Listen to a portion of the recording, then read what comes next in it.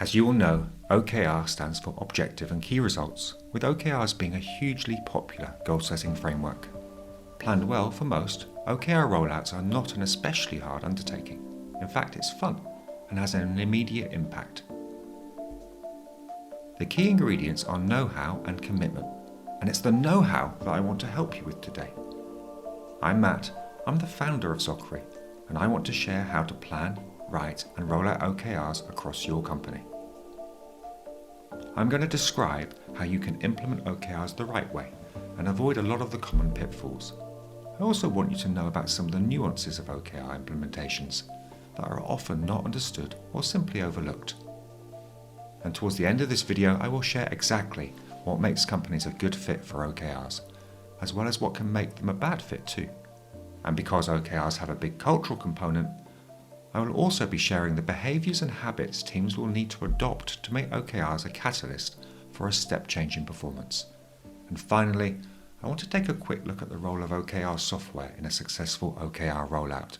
And as a bonus, you'll find a link to a free trial of my OKR software ZOKRI in the description of this video, so you can put what you've learned into practice right away. Ready? Let's go.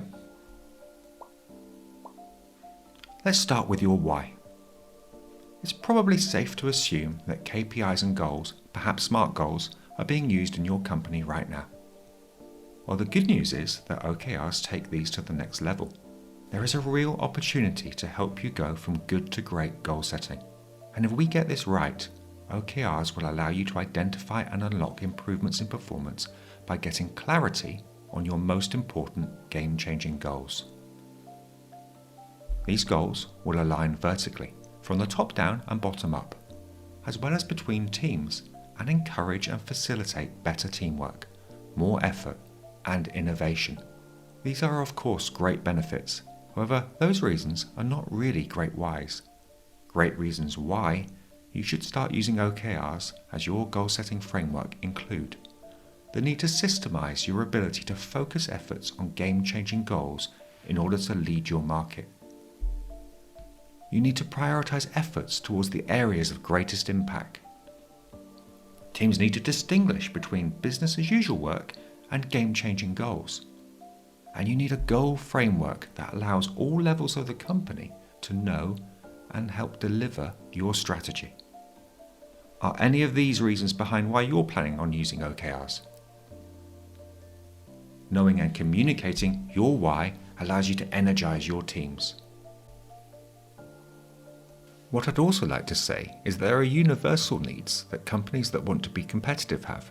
These include having better ways of communicating goals, of course, but also helping employees feel connected to your company goals and strategy, making priorities clear and making filtering demands on time much easier, enabling more autonomous decision making and giving people freedom to work out the best way of achieving their goals, as well as providing a transparent view on progress across the whole company and accelerating learning cycles with deliberate experimentation and learning loops. And after 12 months of using OKRs correctly, I would expect you to see big improvements in lagging indicators such as revenue, customer retention and satisfaction, and employee retention. But first, what makes OKRs different from other goal-setting frameworks? You may have heard of FAST goals. Well, we've added an extra A to make faster. I think faster really summarizes what types of goals OKRs are. Those being frequently discussed, ambitious, highly specific, transparent, and aligned. You will find that OKRs are designed to deliver your strategy and complement agile processes such as Scrum and Kanban. They will also create clarity for execution teams by connecting their work to your vision and strategy. But what about activities not related to strategy and change? I've mentioned strategy a lot, but not everything going on in your company is related to that. In fact, everyday jobs, processes, and business as usual tasks are often the bulk of an employee's day. The key point to make here is that this work does not need to be codified as an OKR. In fact, one of the biggest reasons for a failed OKR rollout is employees turning their to-do lists into OKRs. I would like you to exclusively reserve OKRs for strategic and transformational goals. If you don't, you will dilute focus, effort, and your OKR's potential impact. Also, each quarter, I'd like you to consider, agree, and commit to an amount of time to dedicate to your OKR outcomes. Depending on the quarter, your team, and your role, this will range between 0 and 100% of your time.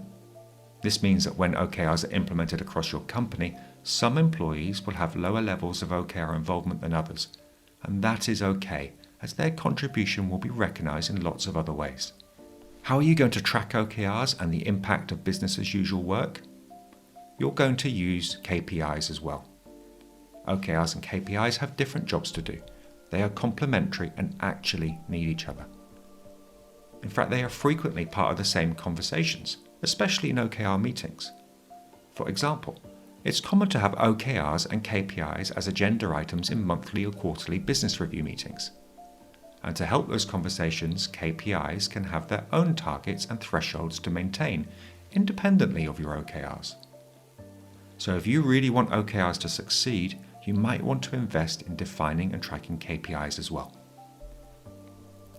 Both OKRs and KPIs can be tracked and managed in ZOKRI. We will look at how that happens towards the end of this video. I've mentioned the term OKR a lot, but still haven't looked at what it is, so let's take a look now. OKRs describe important, highly desirable and measurable outcomes that you want to achieve in a period. That period is usually a quarter. Another way to think about OKRs is to imagine presenting to your company at the end of each quarter. Your presentation outlines what you targeted for improvement during the quarter in order to support the company strategy, what you did, where you got to by the end of the quarter, and what you learned. And in the same presentation, you'd also run through the KPIs that you maintained and improved. So OKRs are the outcomes that you want to achieve in a planning period that is usually a quarter. The work that you will be doing to achieve them is often labelled outputs. These outputs are often called initiatives, tasks, to-dos, epics, or sprints. And having clarity on outcomes helps teams align and measure the impact of their work. To set OKRs, you need to agree and focus on what change would have the greatest impact on company OKRs during the next quarter. There might be KPIs that really need improvement, or suboptimal systems or processes that need optimizing, or even strategic big projects that must be delivered. The debate and checksum is this. Of all of the things that you could commit to, if this OKR made good levels of progress, would it help to achieve the company OKRs, and in doing so have made a material difference to the business? So what makes a good objective? There are 4 important things to remember when crafting the objective of your OKR. Objectives must be easy to understand, reasonably short, describe what needs to be achieved, and ideally be exciting and motivating. If helpful, you can even add why this objective is being done. A couple of great objective examples include, customers love our product and we're ready for takeoff, or our product is chosen over competitors' products every time. Getting consensus on which objectives are most important right now is stage 1 of an OKR. So what makes a really good key result? This is where things get interesting and sometimes challenging. Good key results have an outcome that will drive the right behaviours. They should also be quantitative, which means they have a number.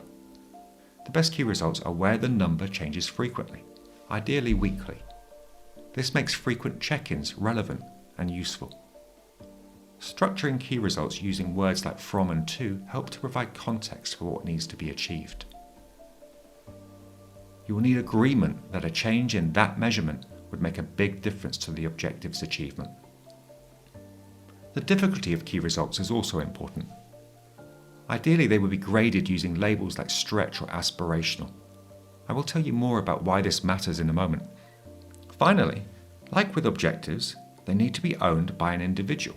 This is often the objective owner, but this doesn't always have to be the case. So to summarize, quantitative measurements are the best kind of key results, but they're not the only kind of key results that can work. For example, milestones can work, especially if it's one of those really big strategic projects. Key results that are made up of projects, campaigns, sprints and epics, or even a series of tasks from your to-do list are probably not ideal. They are the work that you're doing and should be clearly separated from your key results. Okay, back to the idea of setting a stretch or aspirational target. Knowing when and how far to stretch is a key part of the OKR planning process. Often, we deliberately make OKRs difficult, but we do this for really good reasons. Only when we stretch ourselves do we innovate more, learn more, collaborate more, and focus more. Now that I've said that, imagine not setting hard goals. The counter-argument is that not achieving 100% might be demotivating. Well, with OKRs, what needs to be clear is that 100% is not the only definition of success. In fact, 100% is often not even the desired level of success, as it could mean you are not ambitious enough. Where can you decide whether the OKR was an achievement or not?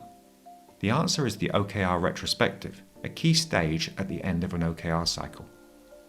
Say you were approaching the end of the quarter having achieved progress of 57% on an aspirational OKR. It's in the retrospective that you can reflect on everything from the amount of time you had to work on the OKR to the resources that were available and perhaps the challenges you faced. You can also capture and share what you learned and might do differently going forward. So 57% might actually be graded as a great achievement. Because stages like retrospectives are so important, software like ZOKRI is needed to systemize the capture and sharing of these narratives and learnings. Here's a formula for crafting great key results with a few examples to look at as well. Grow MRR from 1.5 to 3.5 million, or increase weekly active users from 4K to 8K this quarter. Increase leads from companies over 2,000 employees from 50 to 500 this quarter. Reduce the time it takes to onboard a customer from 5 days to 1 day this quarter. Notice each example has a from and a to with a time frame. Okay, I think you're ready to start planning and discussing OKRs. When you do, it's useful to be able to answer these questions. Describe this OKR and why you chose it. How does this OKR align and support the company strategy and/or company OKRs? Does this OKR align with other departmental or team OKRs, and have you discussed your OKRs with them? Do you need the support of another department or team to make progress on this OKR? How many hours do you need to commit to this OKR each week to make progress? And what business as usual work will need to be delegated or not done as a result of working on this OKR? Again, this is where software comes in. Software helps you systematically align these priorities that have a huge impact on performance. When you've agreed your OKRs, you're going to have OKRs that are owned by both departmental teams and cross-functional project teams. All should align with company OKRs. The expression less is more could not be more relevant when talking about OKRs. In fact, less is way more. Remember that every objective and key result you create adds additional complexity, reduces clarity, and dilutes focus. OKRs are actually an exercise in goal minimalism and maximum impact. A good challenge is to try and limit yourself to just one OKR at every level, only adding more if you really need to. Are those OKRs enough? Well, if you were to get to the end of a quarter and each of those OKRs was achieved, how significant would that be? Hopefully the answer is that that would be game-changing. Making the company OKRs the central focus is a critical first step in succeeding with OKR. Earlier I mentioned that OKRs complement agile processes such as Scrum and Kanban.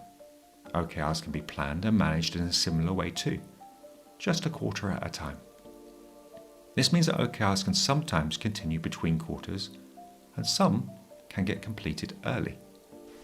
Thinking and planning like this means that if an OKR is completed early, another one can start from a backlog you might have. Quite often, when OKRs roll over between quarters, you have an opportunity to recalibrate or even redefine key results. Having an OKR cycle that allows you to discuss and choose which goals are going to be committed to each quarter, based on where you are at a moment in time, means that planning future quarters is not usually a good use of time. There's just too much uncertainty. OKRs allow you to be agile and decide as you go on how value can be best delivered. Like with agile work, you are not trying to overload the system with too much active work. Now let's look at some OKR examples and the KPIs that complement them and might be part of the same meeting. Here's an objective to expand internationally to accelerate growth. And the outcome-based key results: sign up our first 100 customers in a new market and publish 5 case studies from customers in the new market. It has complementary KPIs like MRR, churn, lifetime value, cost of acquiring customers, EBITDA, customer satisfaction, perhaps NPS. Now let's look at an OKR aligned with that strategic one: to scale marketing and sales. It has 2 key results: to book 500 meetings, and those meetings should create 10 new customers.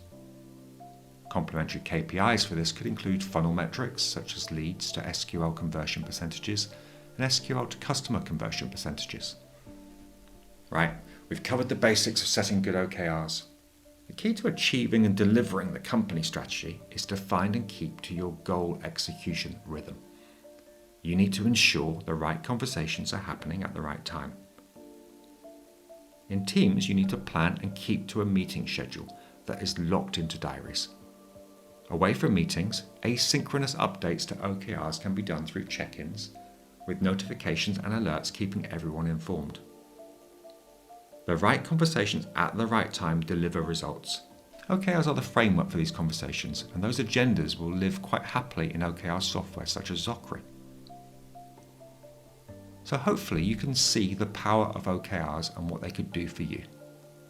So how do you start to roll out and implement OKRs in your company? Obviously, it depends on where you're starting from. But assuming you're at the beginning of your journey, here are 4 milestones to aim for. Firstly, agree a C-level pilot and take the time to learn OKRs the right way. Set the KPIs or health metrics for the company and set the first company OKRs. From there, start having OKR meetings. Once the C-level pilot has developed a rhythm and is working, start thinking about a team or a cross-functional team pilot, coaching them in how to set and manage OKRs just like you've been doing.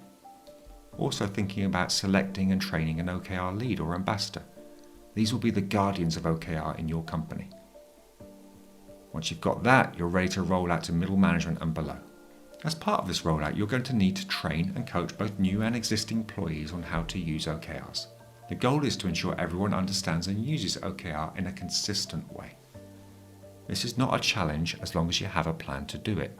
Having a bank of written and video assets is useful when training your staff. But don't worry, ZOKRI has these ready for you in addition to the software. By now you're already familiar with what an OKR consists of, what it entails and the potential it has for you, your teams and company. Now we need a reality check. Are OKRs a good fit for you? I need to be honest, OKRs are not for everyone. OKR implementations sometimes fail. This is why you make sure you're a good fit for OKRs and why you plan to succeed. To help you check your fit, I'm going to list a series of common failure points, then describe what a bad and good fit looks like. Let's go. Command and control leadership. A bad fit would be having the solutions and insisting on telling teams what to do. A good fit would be setting the strategy and wanting teams to provide the solutions. Immediate success and perfectionism. Wanting to create and manage perfect OKRs from day one is a really bad fit. Committing to learning and setting OKRs as well as expecting to become better at it over 3 or 4 quarters while you learn these new skills makes you a good fit. Too many OKRs. A bad fit would be if you want to use OKRs to see everything that's going on in every department. A good fit would be if you want to focus and deliver a few game-changing goals at a time and plan to use OKRs with KPIs to track progress. Business as usual takeover. If you think that there is no time in the system to focus on game-changing goals and therefore you'll need to work harder and longer, you would be a bad fit for OKRs. However, if you're prepared to resource OKRs and prioritize efforts by sometimes not doing other important work, you should be a good fit for OKRs. And finally, having a lack of centralized, current and accurate results. You'd be a bad fit for OKRs if you plan to keep and track them in documents and spreadsheets. If you understand that you need a solution to keep the company aware, focused and on track with alerts, notifications, discussions and reporting in software, then you're a good fit for OKRs. What is going to make your OKR rollout better, easier and faster? This is the best advice I could give you. Make sure your rollout has leadership, ownership, commitment and urgency. And leaders must be willing to lead by example. Make sure teams have a high level of psychological safety. Managers will need to display low levels of micromanagement. Your organization is going to need the ability to create and work in diverse multidisciplinary teams. And you're going to need good to high levels of trust and autonomy. And it's going to need to be clear how OKRs will be used in appraisals and career development conversations, and that your approach won't undermine performance and teamwork. Hopefully everything I've spoken about here isn't too overwhelming. Here's a summary and a list of tips from what we've learned so far. Make sure your strategy is defined, clear and shared. Reserve OKRs for game-changing, strategically aligned goals. Set and track KPIs or health metrics with OKRs to describe business, team and operational health. BAU, also known as the day-to-day, will eat away at OKR time and focus. So protect OKR resources and help to keep your focus on OKRs by keeping to the agreed OKR meeting cycle. Allow OKRs to only play a small part in appraisal conversations and only where appropriate. If OKRs are reserved for strategically aligned change, most people will work on non-OKR BAU work most of the time. For BAU-centric contributions, conversations about roles and responsibilities, KPIs, behaviour, and learning are probably better performance indicators. OKRs and spreadsheets or project software often leads to failure, so it's a good idea to start as you mean to go on. The best thing you can do is set and manage your OKRs in market-leading software. And I'm really proud to say I believe ZOKRI is one of those platforms. ZOKRI has been built from the ground up to be a central place to manage and report on your OKR cycles, connecting key tools to increase efficiency and improve performance. In the platform, you'll make sure that everyone can see what matters all in one place. Key results and to-dos can be connected to those familiar tools that you're already using, such as Jira, Trello, Monday, Todoist, Asana, perhaps Hive. There's no need to change the way that you work. Priorities for the week can be shared in and across teams with just a simple click, and there's no need for double entry. Your KPIs and health metrics are visible and part of the conversation, meaning you'll set and manage better OKRs. Key results can be created your way by configuring the options you want teams to see. And OKR grading makes it clear what is expected and what success looks like. In fact, ZOKRI is built on OKR best practice, and it's really easy to use. And when an OKR cycle is finished, capturing learnings with a clear why and what was achieved as a structured retrospective will prove to be an important stage in your OKR cycle. You'll never miss a check-in, which actually only takes a few minutes to complete each week. And you can schedule OKR meetings and calendars using data straight from the platform.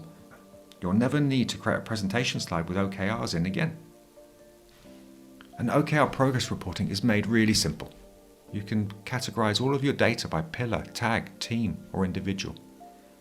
You can create dashboards that track performance with that perfect blend of KPIs and OKRs. And of course, it's easy to share and align your strategy with OKRs. With ZOKRI, you could even start really simple, starting with just a few features and then expanding your usage as time goes and as you become more confident with OKRs. So the question really is, how are you going to configure and manage OKRs the right way in ZOKRI? So I'd love you to give ZOKRI a try, and I'd really be interested to see how you implement OKRs inside the platform. Click the link in the description to access your free ZOKRI trial right now, or get in touch if you have any questions. Or if you go to zokri.com/OKRs-at-scale, you can download this presentation.